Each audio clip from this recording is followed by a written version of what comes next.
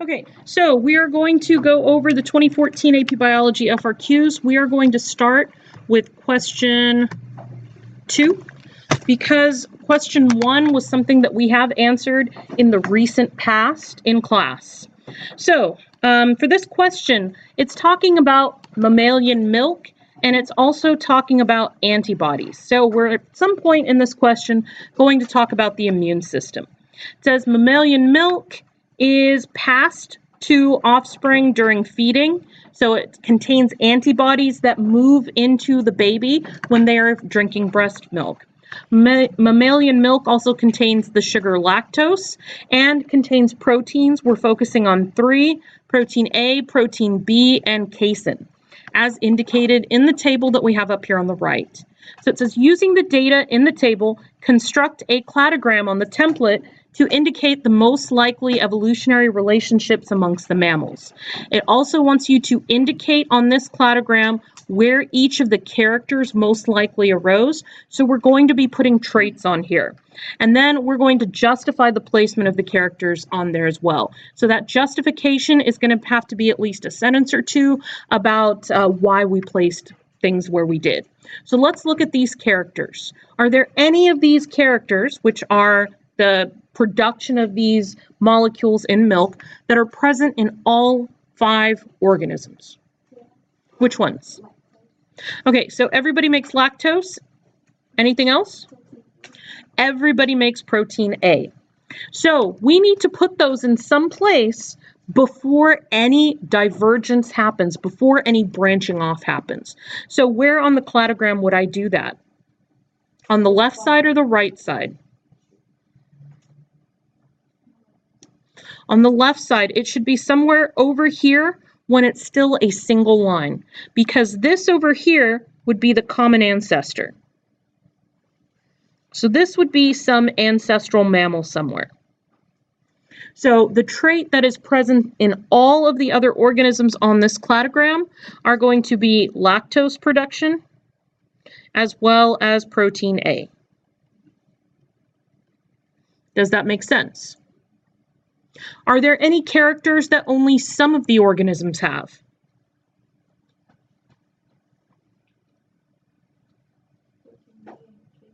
Protein B and casein are only found in some of the organisms.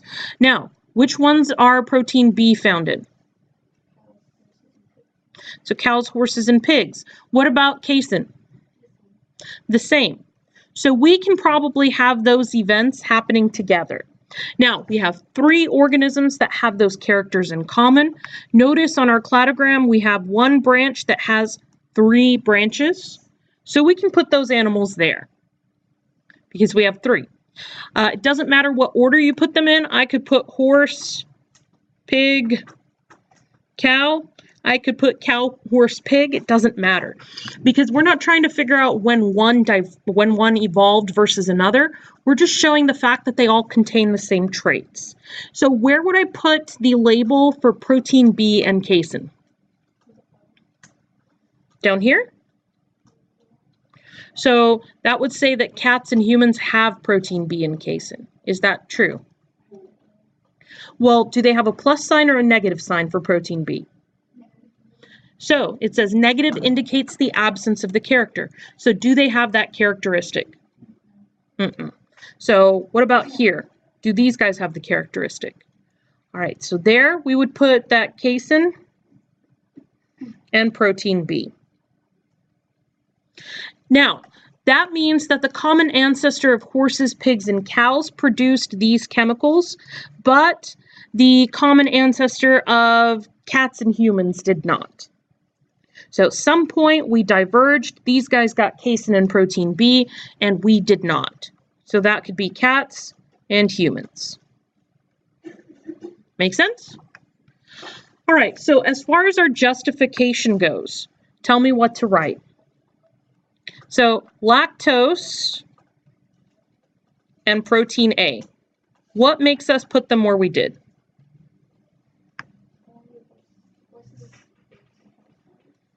For lactose and protein A?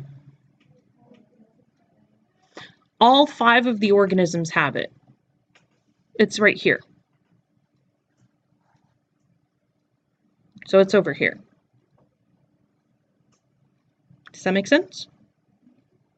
Adriana, does that make sense? Oh, you can look on your paper too, because all of this stuff is directly from the paper. My apologies. All right. Lactose and protein A are produced by all 5 animals.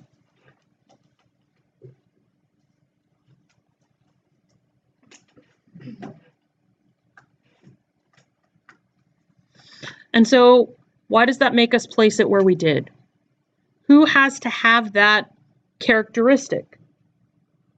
We have 6 different organisms up here. Horses, pigs, cows, cats, and humans, and who else? It's not a specific species name. Yep, the common ancestor. So it has to be present in the common ancestor. Lactose and protein A are produced by all 5 animals, and so must have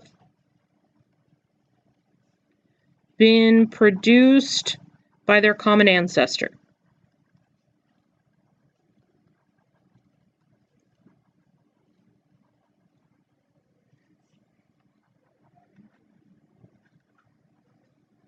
What about the other 2? Protein B and casein.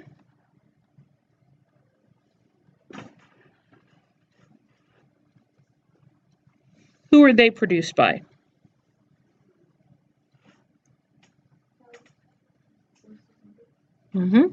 They're only produced by cows, horses, and pigs.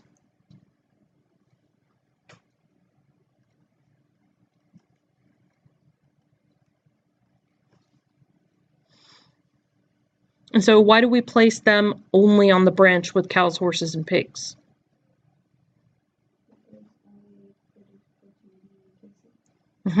So protein B and casein are only produced by cows, horses, and pigs. So those proteins should have, or it would be better if I put those traits, should have evolved after the ancestors of cats and humans split off.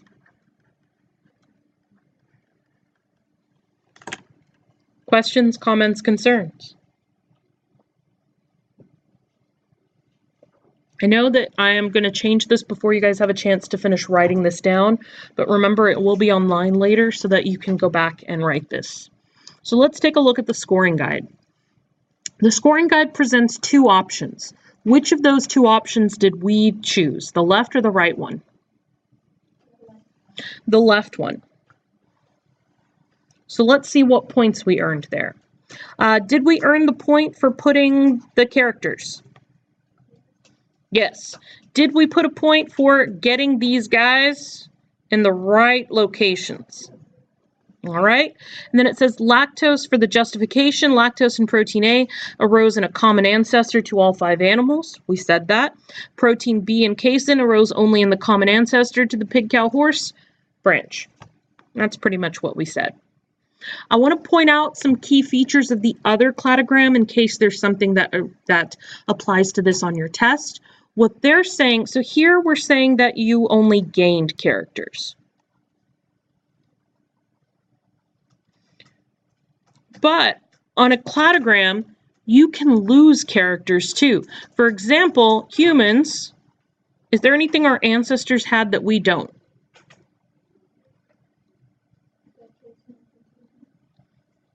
I'm just talking about in general, but yeah, that's true.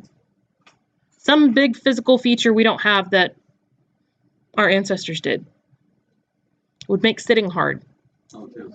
Yeah, so we lost tails. We've lost characteristics before, and you can lose the ability to make a certain protein. You can have some sort of mutation that either makes it non-functional or something that removes the gene entirely.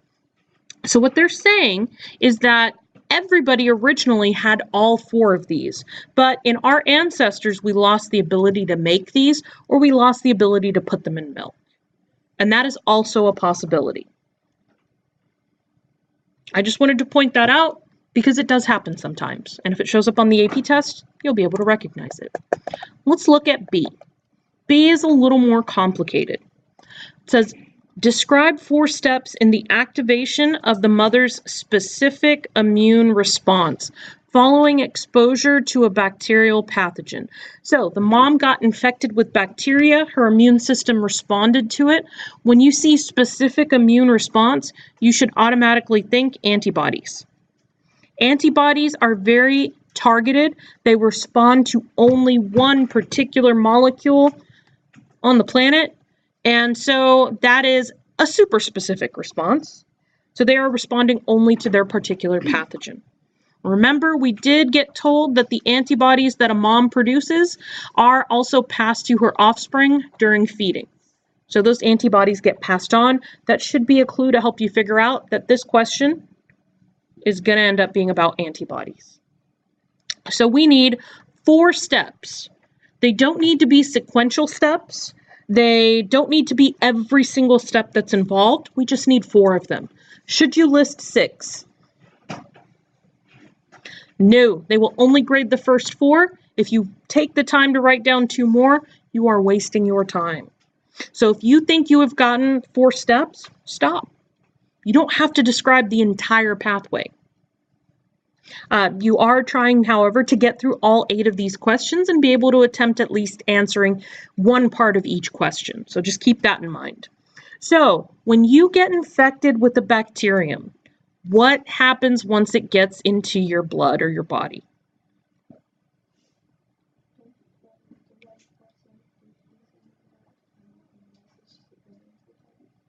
Okay.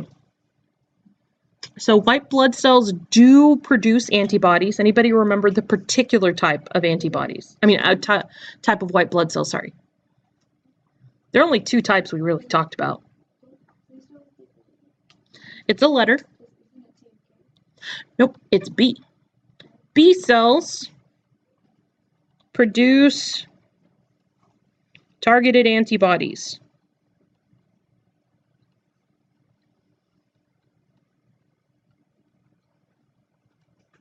All right, that's 1 step. What do those antibodies respond to? Like, what are they designed to bind to? There's a particular word. Yep.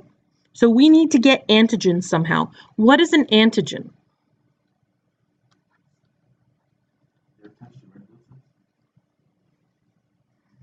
They don't have to be attached to anything.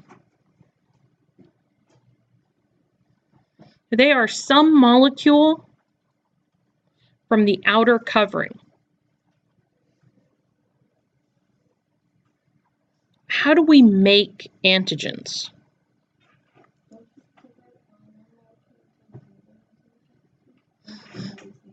No, that's a different thing.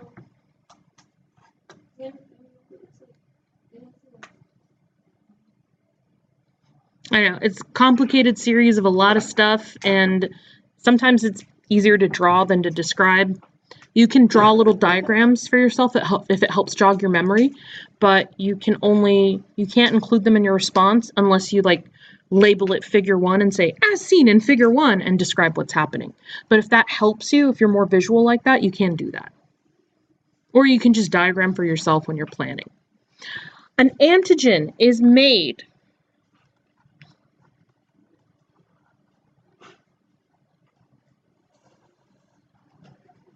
when certain cells, called macrophages, endocytose, take in the pathogen, and digest it. They take it in, they break it down. If you were like a really creepy person, and let's say this was a school full of creepy people and we were acting like the immune system, it would be like if somebody tried to invade here, and let's say that Eric was our super violent cell, or no, Gisela was our super violent cell. And so what she decided to do is she decided she was going to take the face of that invader off of them. It's like she ate them and took off their face and then started carrying it around going, this is the invader, this is the invader. Because on the cell level, the invaders all look alike. So it's like an army of clones. Sorry, I went into Star Wars mode for a second. So it's like she's like carrying off a piece of it going, look out for this. This is who we kill. Except that's all happening at the cell level. So they take in the invader, they break it apart, and then they start showing pieces of it on their cell surface. Like, kill this one. Does that make sense? These are the chemicals that are, these are the molecules that are going to generate antibodies or cause other cells to generate antibodies, which is why they're named antigens, which is short for antibody generating. All right, that's step 2. What else happens?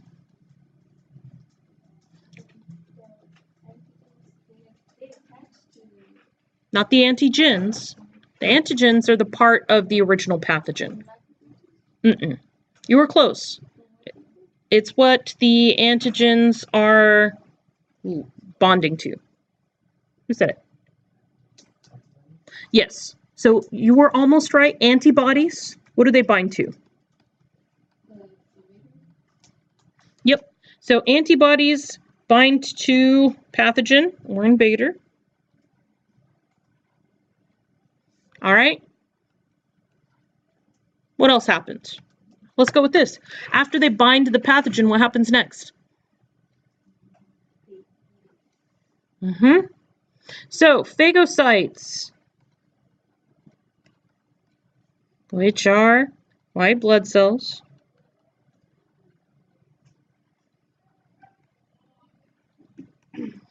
eat antibody bound pathogen. We haven't described every single detail. Should we go back and write more? No, we're done. All right. Now we need to predict how the mother's immune response would be different the second time she's exposed to that same pathogen. What happens if you're exposed to a bacterium or virus you've already been exposed to?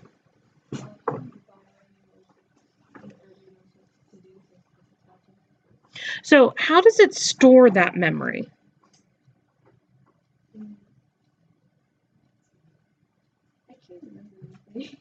That's okay. But so memory T and B cells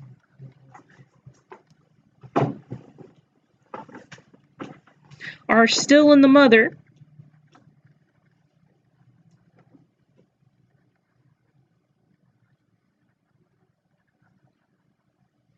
And allow for a faster response.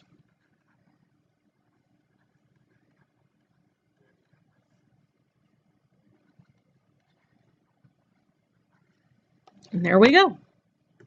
Notice I did not quote the question at all.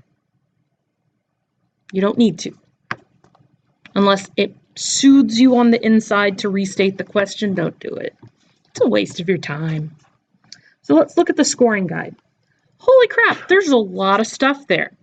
You do not have to have every single bit of that in order to get points. What they'll do is they'll look at your answer, they'll look at this list, and they'll either mentally or physically check stuff off.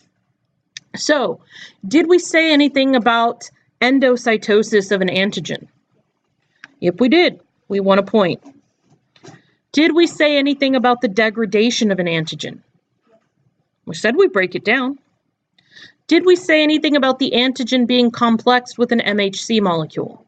No. Did we say anything about the presentation of the antigen on the surface of a cell? No. So we didn't say that, or by a helper T cell. We didn't mention T cells. We didn't mention T cells. Antigen recognition by B cells. No, we didn't say that. Oh, we did say antibodies are produced.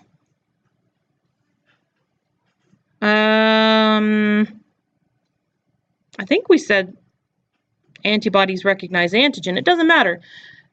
Oh, wait, it does matter. That's our fourth point. We're done. Sorry, I saw the 3 lines highlighted, and I thought that was 3 different things. So for our prediction, we talked about memory cells.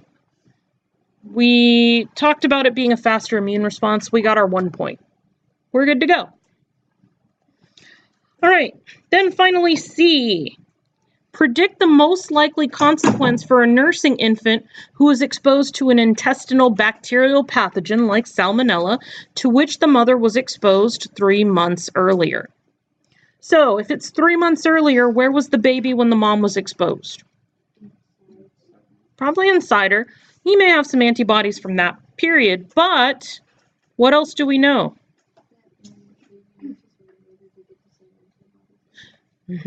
So the baby has antibodies from the mom. So will it get sick?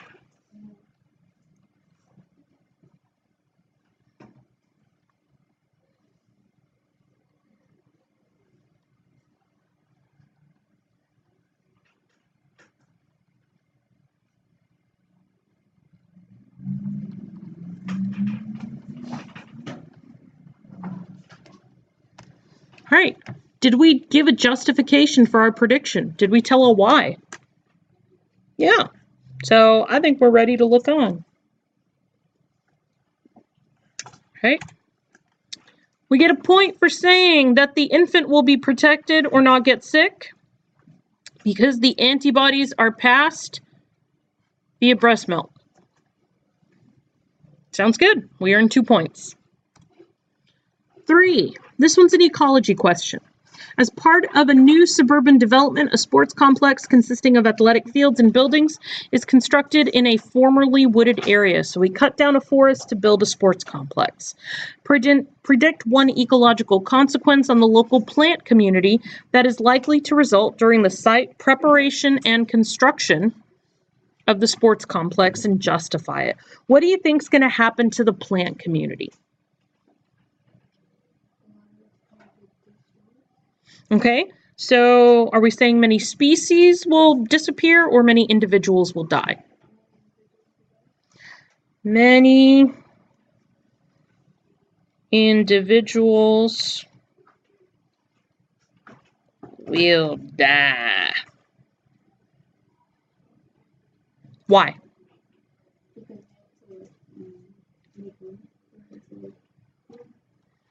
Because crews will clear the land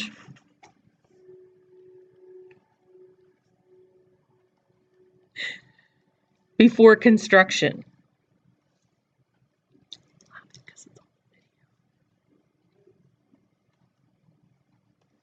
All right. Do you feel like we justified it? Do you feel like we made a prediction? Let's check our work. So we got plant death. That's a point. Now, since we answered this, our justification has to be in that same box. Yeah. I told you guys I can't draw straight lines on this thing. And we did removing trees and shrubs or removing plants. I think we're good. We earned both points. B, to maintain the playing fields, large quantities of water and chemicals are applied regularly to the grass-covered areas. Predict one effect on the local animal community that might result from regular use and maintenance of the playing fields and then justify it. What do we think is going to happen to the animal community?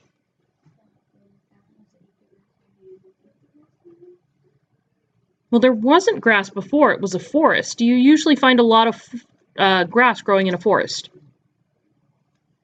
Not really. The trees shade it out.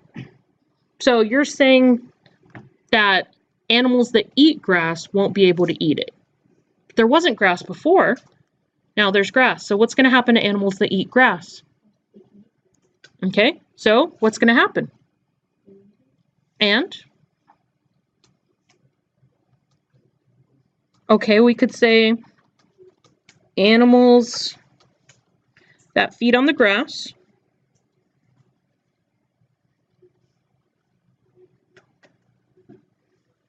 Could be poisoned by the chemicals.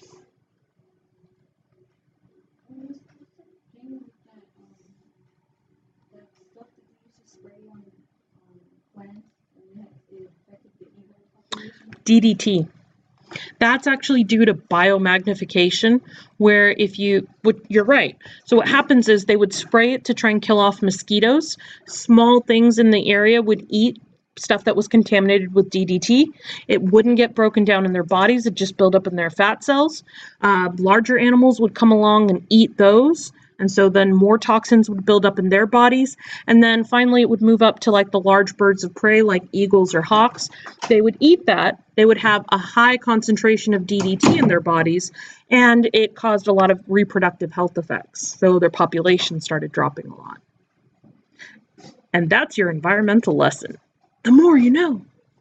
Okay, let's check our work. We said harm to animals or death because of exposure to toxic chemicals. Congratulations, we earned 2 points. Good job. All right, number 4. Adult male guppies exhibit genetically determined spots. So the males have spots. So I'm going to try and draw my crappy fish drawing. That's the male. While juvenile and adult female guppies lack spots. So that's going to be the females and the young males. In a study of selection, what general topic is selection a part of? You could have the natural kind or the artificial kind.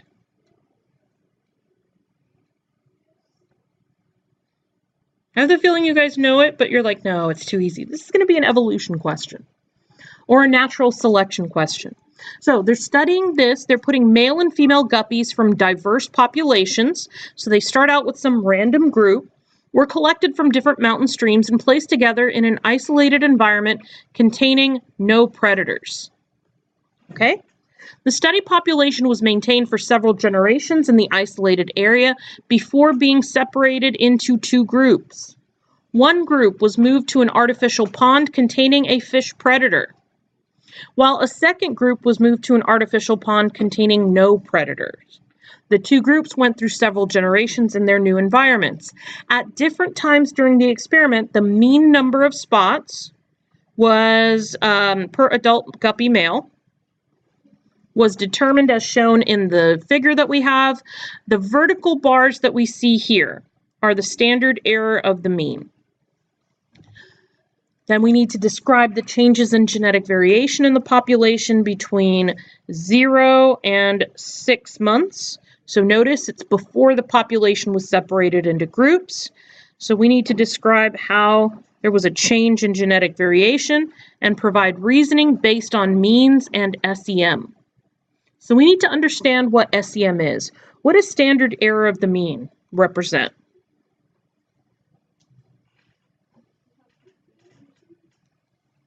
That would be just what the mean is. That's your variability in your sample. If you remember, we did a standard error calculation on the length of hair.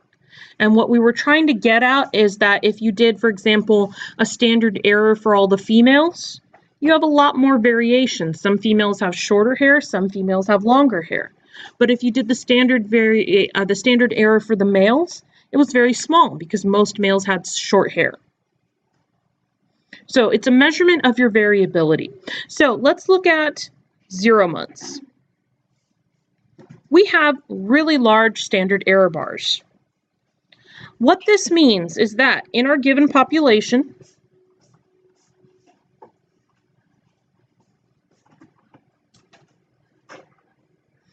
we could have some guppies with like a lot of spots.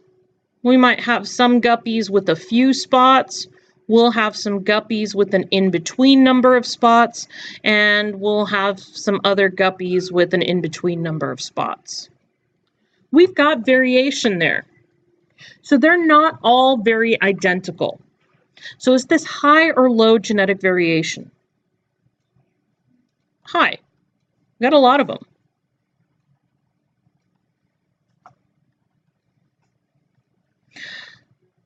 Now, in the second group at 6 months, what's happened to our standard error? Has it gotten bigger or smaller? Smaller. What that means is, and I'm not going to draw 12 dots on every single guppy. We're just going to draw 3.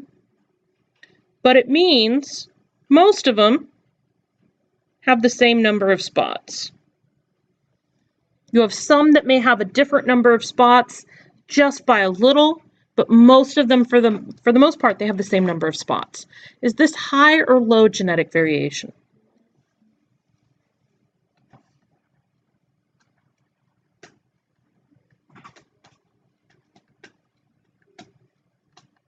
So what happened to the genetic variation?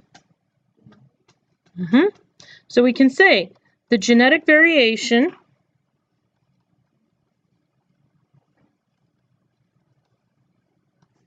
decreased. How do I know that? What went down? The what? No, we're not looking at that yet. We're just looking between 0 and 6 months in a place without predators. Now, how did we figure out that there was high or low genetic variation? The SEM. So what happened to the SEM between 0 and 6 months? Because the standard error of the mean, which is a measurement of variability,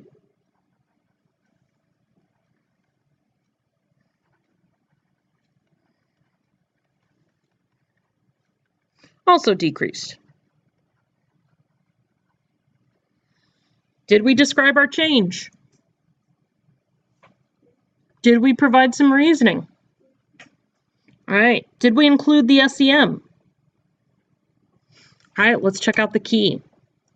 Super simple. Genetic variation is decreasing because the SEM gets smaller. 2 points for a really obvious or a really pretty simple answer. Okay, so next, B, propose one type of mating behavior that could have resulted in the observed change in the number of spots per adult male guppy between 6 and 20 months in the absence of the predator. That means we're focusing on predator absent. That's the solid line, so that's this and this. What happened to the mean number of spots without a predator?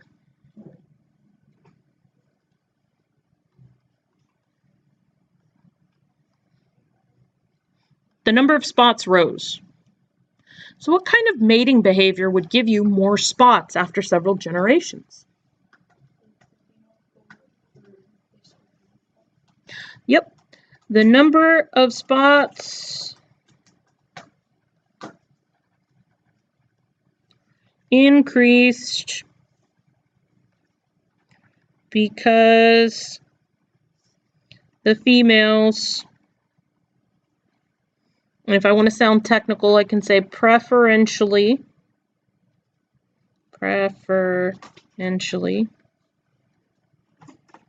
mated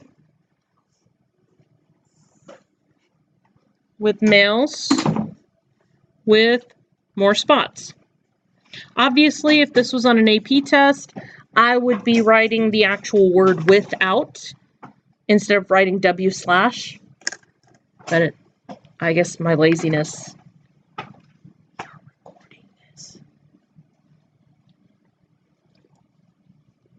All right, everybody satisfied with that?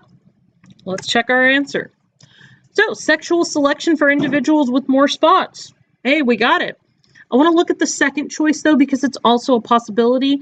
And if this was something you were thinking, I don't want you to think that you were wrong. Random mating could have done this. It could have been an increase in the number of spots by chance. What would we call it if we had a change in our allele frequencies due to chance?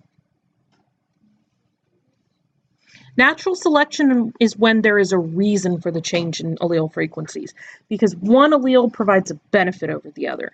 If the frequencies change not because of benefits, but just by random chance, it's like the allele frequencies drift. What is the term? It's genetic drift. This isn't the Hardy-Weinberg stuff. So, genetic drift could also be responsible. All right, let's look at C. Propose an evolutionary mechanism. So, this one is an evolutionary mechanism that explains the change in the average number of spots between 6 and 20 months in the presence of the predator. So, when we have a predator, that's the dashed line.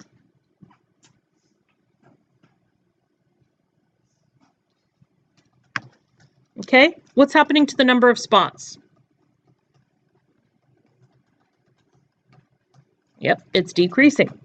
So the number of spots decreases in the presence of a predator.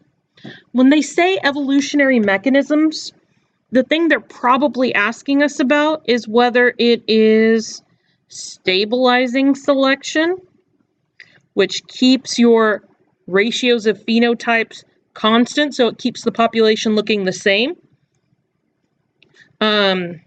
Disruptive selection, where only the two phenotype extremes are going to be common.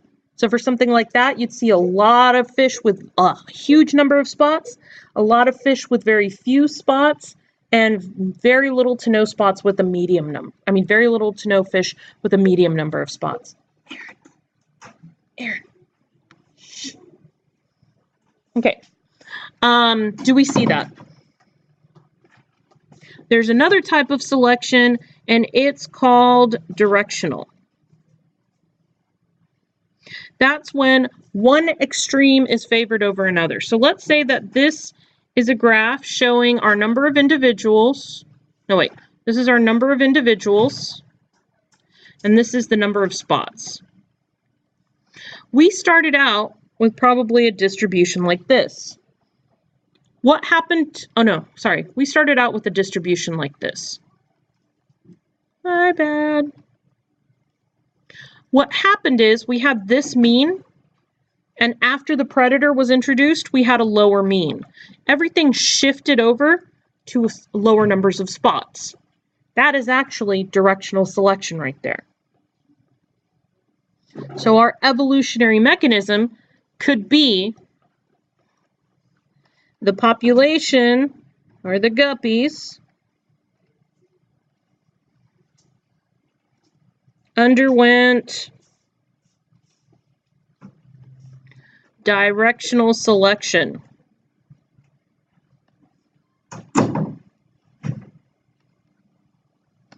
Sorry, underwent turned into a really weird word.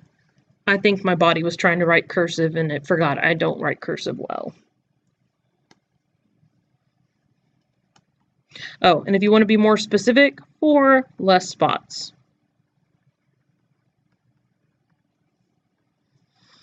Or I'm pretty sure you would also get credit if you explain this differently without the evolutionary mechanism. So what do you think happened when there were predators in amongst the fish? Yep, predators ate the fish with more spots, probably were able to see them better, and so that meant that if you had a large number of spots, you probably didn't reproduce long enough, live long enough to reproduce, and you didn't pass on your genes. So the only ones who survived were low spot guys. Probably sitting there saying, haha, ladies, I'm all you got. Yeah, just don't think about it in human terms. That'll depress you. All right. So directional selection, we said it was for individuals with fewer spots, or you could say it's against individuals with lots of spots. Natural selection used in context would be predators ate the spotted ones. And genetic drift, you could have randomness play a key as well. All right, number 5. Genetically modified crops have been developed that produce a protein that makes the plants resistant to insect pests. Other genetic modifications make the crops more resistant to chemicals that kill plants, like herbicides. So one is a protein that makes plants resistant to insect pests. The other is resistant to herbicides.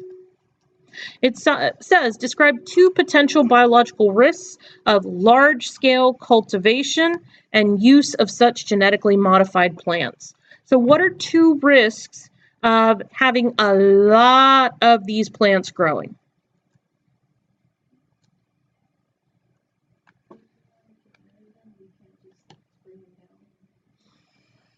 Well, usually the herbicides are targeted towards some other chemicals, so you wouldn't be able to, towards some other plant, so you wouldn't be able to use them to kill these plants off anyway.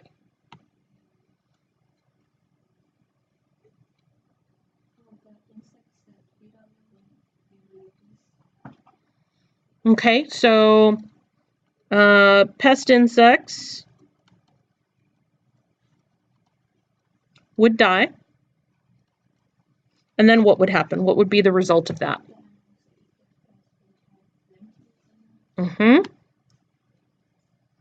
And their predators would die.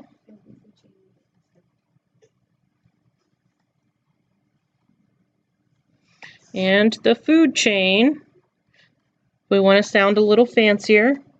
Not that there's a problem with sounding less fancy. We could say the food chain would be disrupted. That's one possibility. We need another biological risk.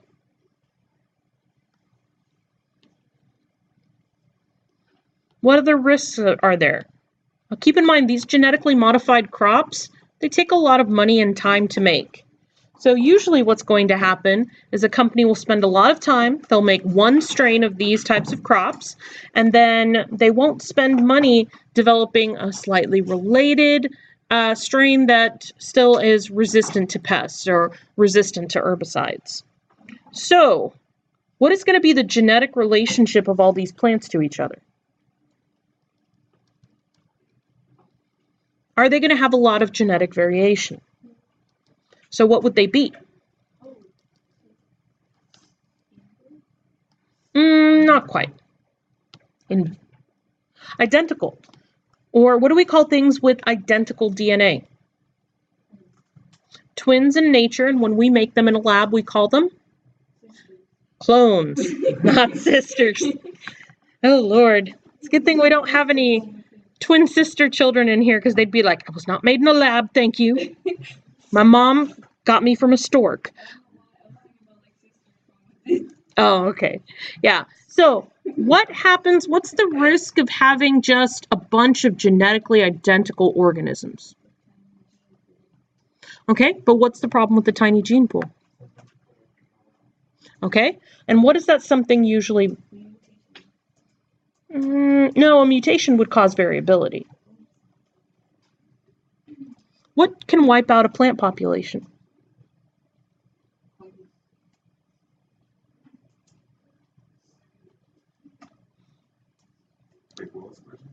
What could kill off a plant population? There are plant diseases. Plants get infections too. So if they're, yes, they do. In fact, the first virus that was ever isolated was a virus that infected tobacco plants. Plants have immune systems as well. They just don't have like floating cell fortresses like white blood cells. So if you are genetically identical, what's going to happen when a disease strikes? If it kills one of you, it's going to kill all of you. So, genetically similar,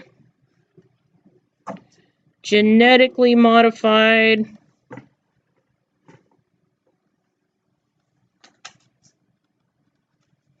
plants are vulnerable to disease.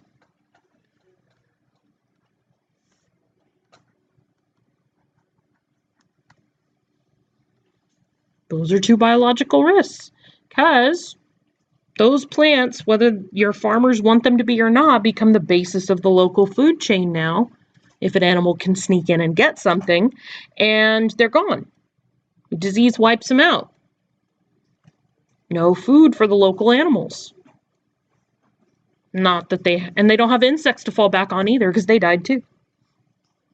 Okay, part B says for each of the risks you described in part A, propose a practical approach for reducing the risk. So we have that risk, let's make it smaller. So we said pest insects would die and their predators would die and the food chain would be disrupted. How could we fix that?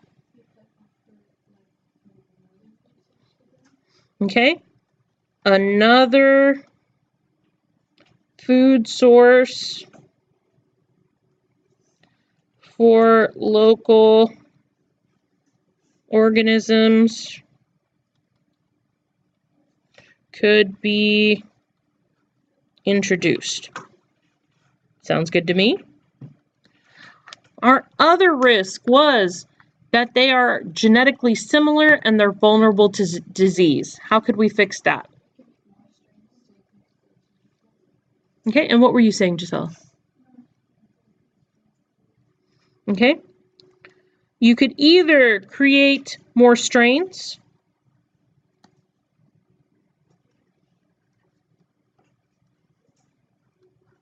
or you could actually, one thing that crop scientists may do is they'll take that crop and they'll backbreed it with some closely related species that it can still interbreed with, especially like the wild variant. So for example, we have, it's called monoculture, where you just have genetically identical plants. Most of the plants that we grow are monocultures. So some of the things that scientists are trying to do to avoid them dying out with disease is, like, for example, corn, trying to backbreed it with either other strains of corn or even trying to introduce some genes from the closest wild relative that exists, which is fun to say because it's Deus Imite.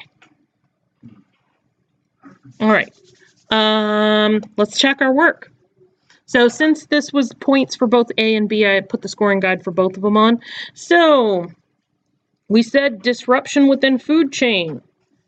We said alternative food source. Excellent. We got a point. All right. Then invasive disease. We said, we did not say intersperse GM plants, but honestly, the solution that we said would work too. Develop more strains. Okay. Number 6 now.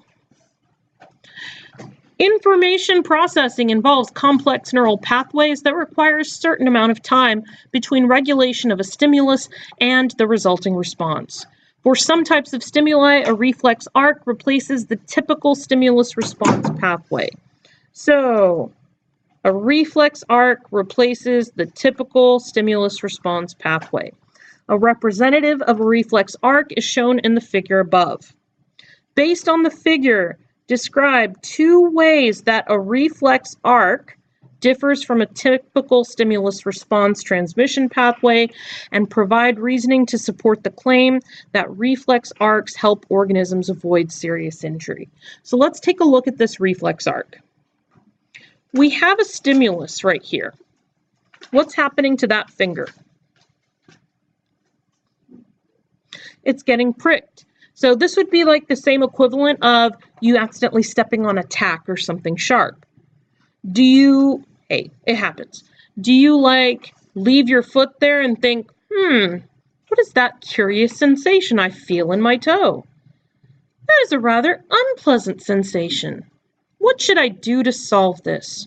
Maybe I should move my foot. Is that your thought process when you do that? No, your reflex is usually a very quick response. What happens is a signal gets sent up a sensory neuron. It goes to your spinal cord, and from there, it directs a signal to a motor neuron, which is going to tell that finger, move. So that finger moves here. Does any of this information go to the brain? It actually does. It's not brainless. You do eventually recognize, oh crap, that was sharp. So a separate signal goes up to the brain, but it takes time. Even if it's a short time, it takes time for stuff to go up to your brain, get passed around, around between all the neurons, for you to consciously realize, oh crap, that kind of hurts, and decide to pull your finger away. In the meantime, if you had left your finger there, what would have happened?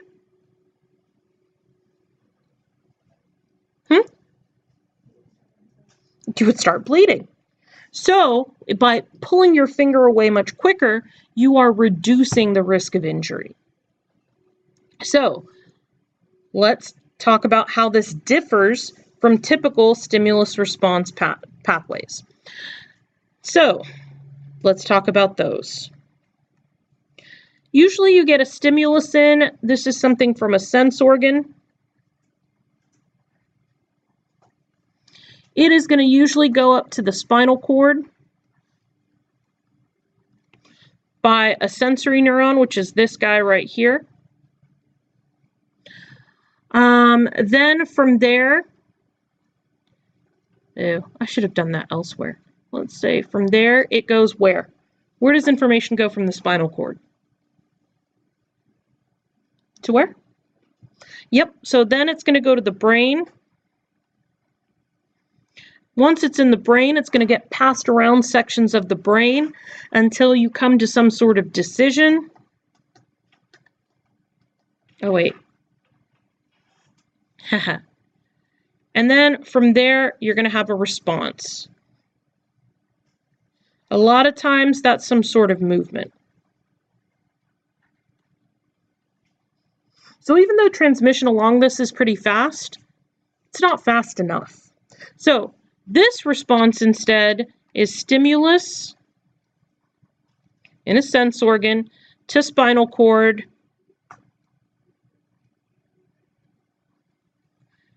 to the response or the muscle. So this entire part right here gets taken out.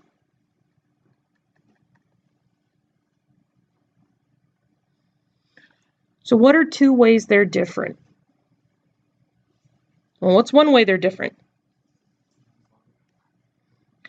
Which one's longer and which one's shorter?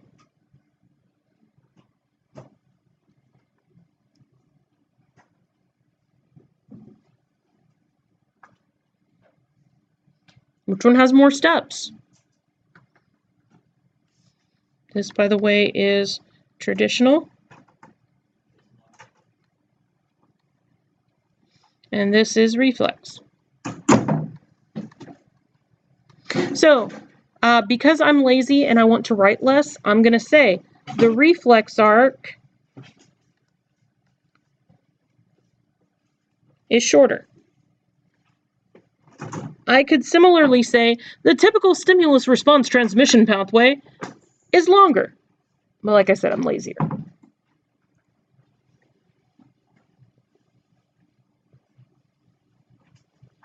What else is different about them?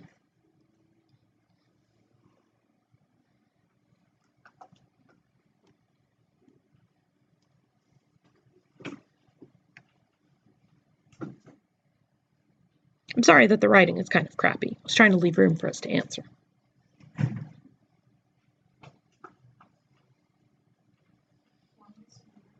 Exactly. The reflex arc doesn't involve the brain.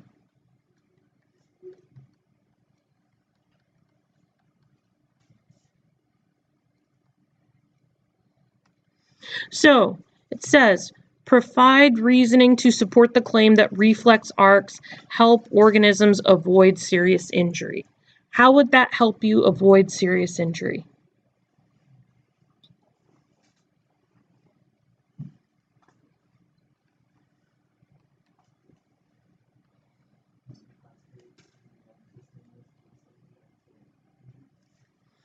Reflex arcs allow for fast responses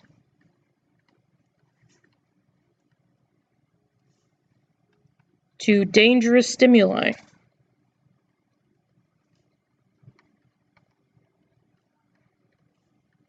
Which can help avoid injury.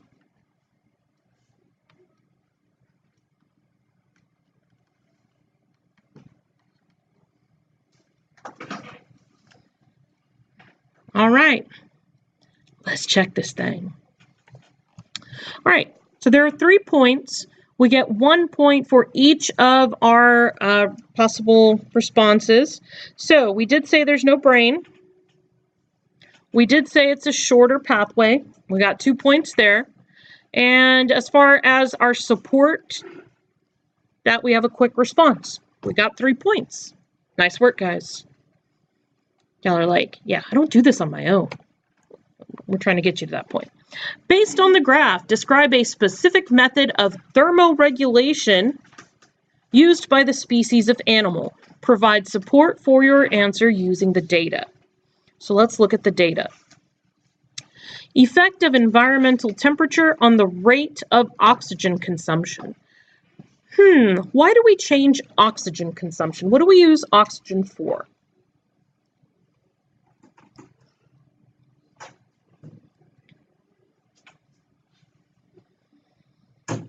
It's not a trick question, guys. What do we use oxygen for? Breathe. And we breathe it in, and when it goes to our cells, what do we use it for? You're not incorrect. I'm leading you to the answer I'm looking for. What do your cells use oxygen for? Cellular respiration. So, O2 means we're performing cellular respiration. If we are performing more cellular respiration, what are we getting more of? Well, we'll produce more CO2. Yes, so we have ATP, otherwise known as our energy source. Okay? So, now that we know why you would want to look at oxygen consumption, that the significance is your energy usage, let's look at the graph. On the x-axis, we have environmental temperature. So is that the temperature inside the organism or outside the organism? Okay, so the temperature outside. What is happening to the rate of oxygen consumption as the temperature increases? As the temperature increases, the rate of oxygen consumption increases. And I'm writing this because we have to provide support from the data. So we're describing what's happening in the data. What does this mean, though? If the rate of oxygen consumption is increasing, what else is increasing? No, the temperature increased first, and in response to that, we increased oxygen consumption, which increases the energy we produce and the rate of cellular respiration. Increased O2 consumption indicates increased rate of cellular respiration.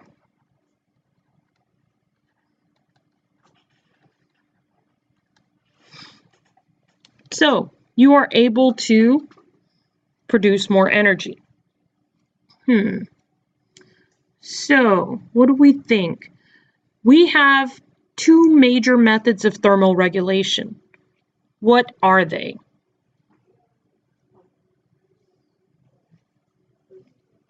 How do we control body temperature in the animal kingdom? Okay, what are 2 major divisions you can put animals into, depending on how their temperature changes? Try it. You're talking about how they maintain that temperature, but I'm talking about kind of their internal mechanism. Okay, I'm just going to say it. I think we're all tired after doing 6.5 FRQs in a row. You can be warm-blooded or cold-blooded. That is how you regulate your temperature. I thought you guys were thinking that and thinking, no, that's too simple. We need to figure out if this guy is warm-blooded or cold-blooded. What's the difference between the 2 of them?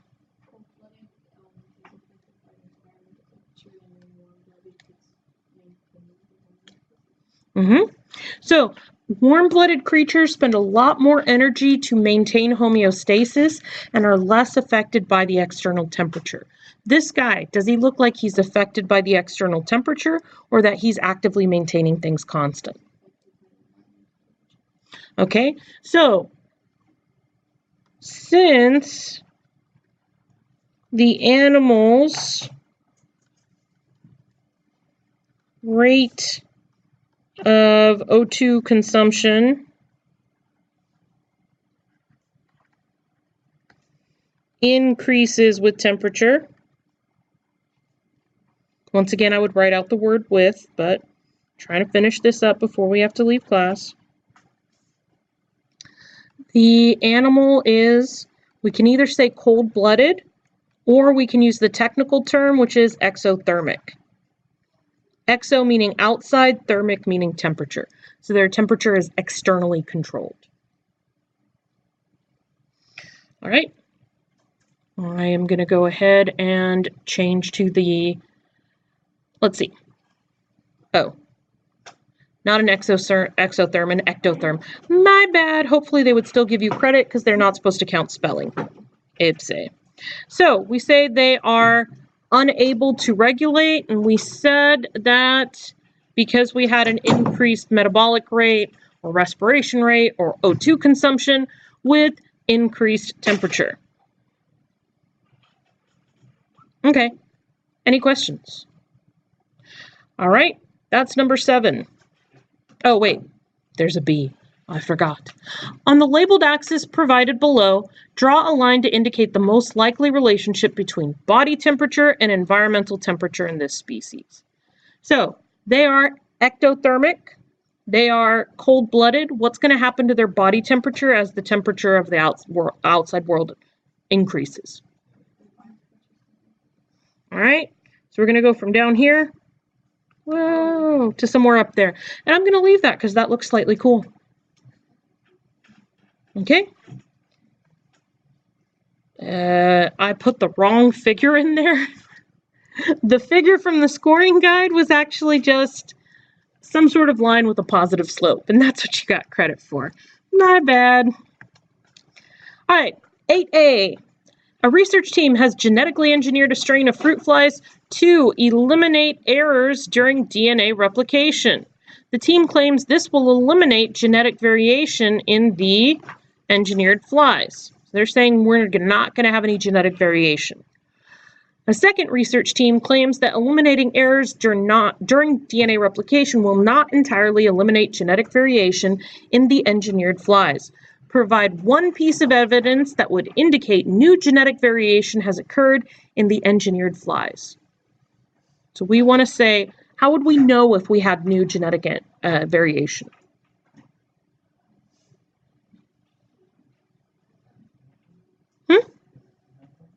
Okay.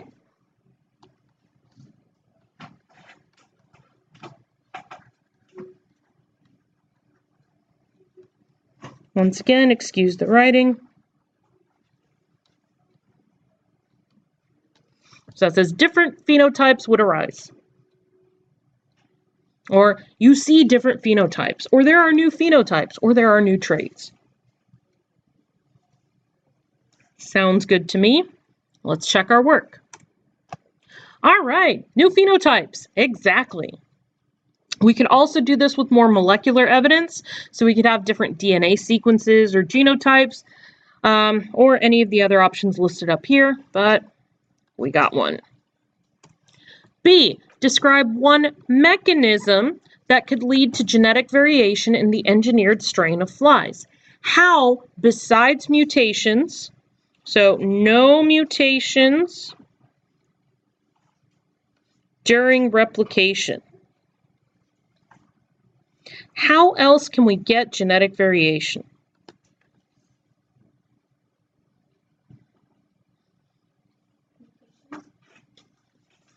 Mutations are commonly due to errors during DNA replication, but you could have mutations could be caused by environmental factors,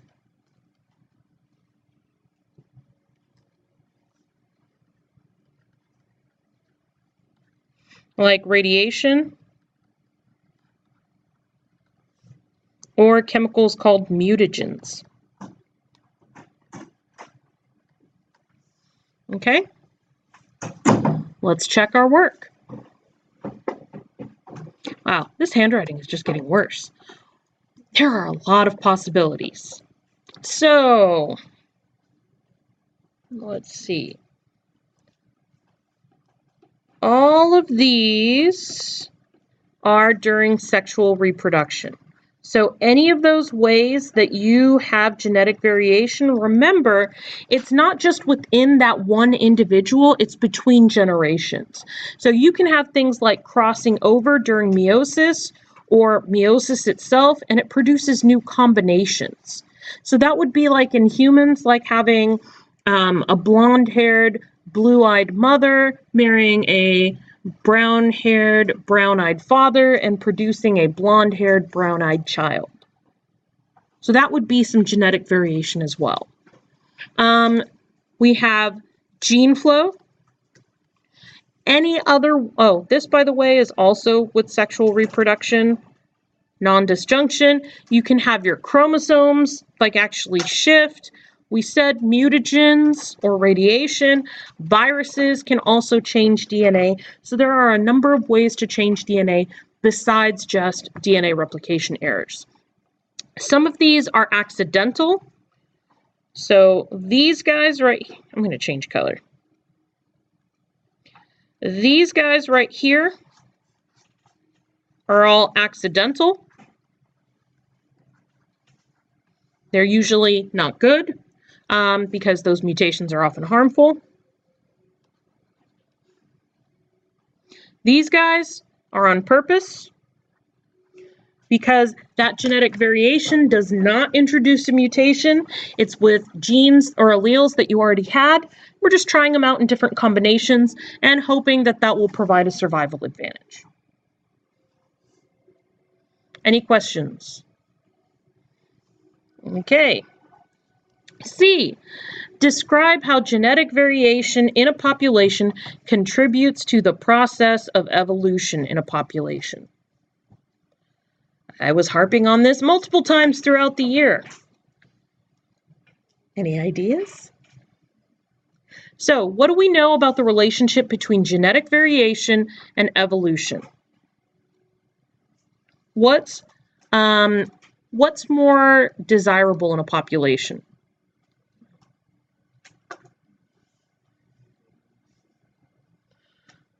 As far as genetic variation goes, what do you want? More or less? You want more genetic variation. Why?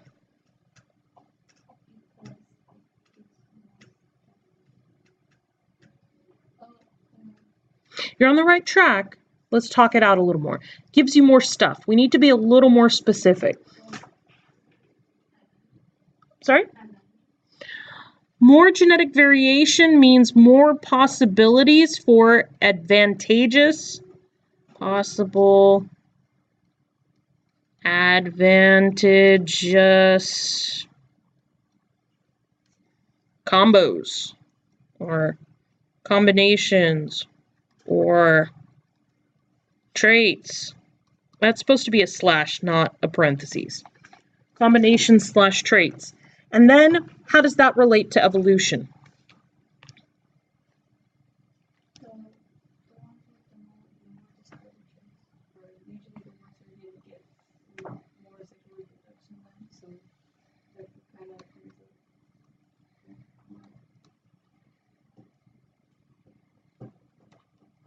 We're missing a link.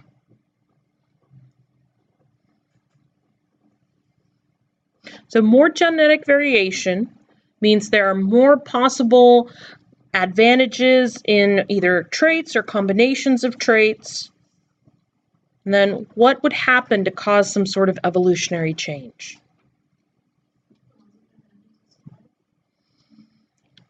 But, so we're kind of missing a key point. Evolution happens in response to something. If we have everything kept the same right now, we will not evolve. You're almost there.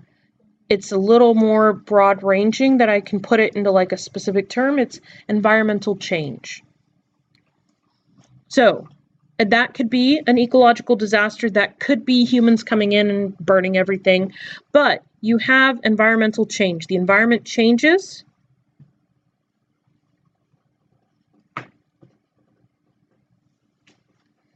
And you have increased reproduction in those with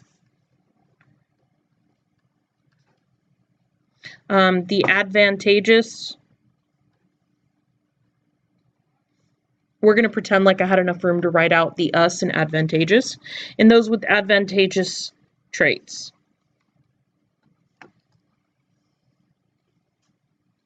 So then we would just have to stick that in sentence form. So, let me see, where's my cursor?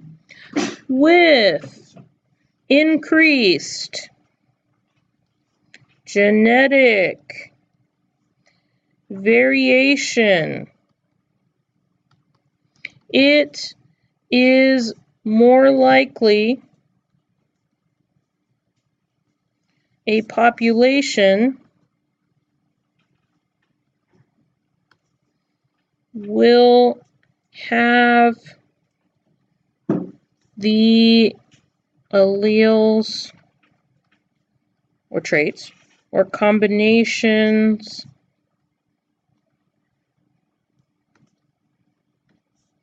of alleles to allow it to survive environmental change. And if you're like, oh crap, I didn't put the word evolution in there, you can always put by evolving.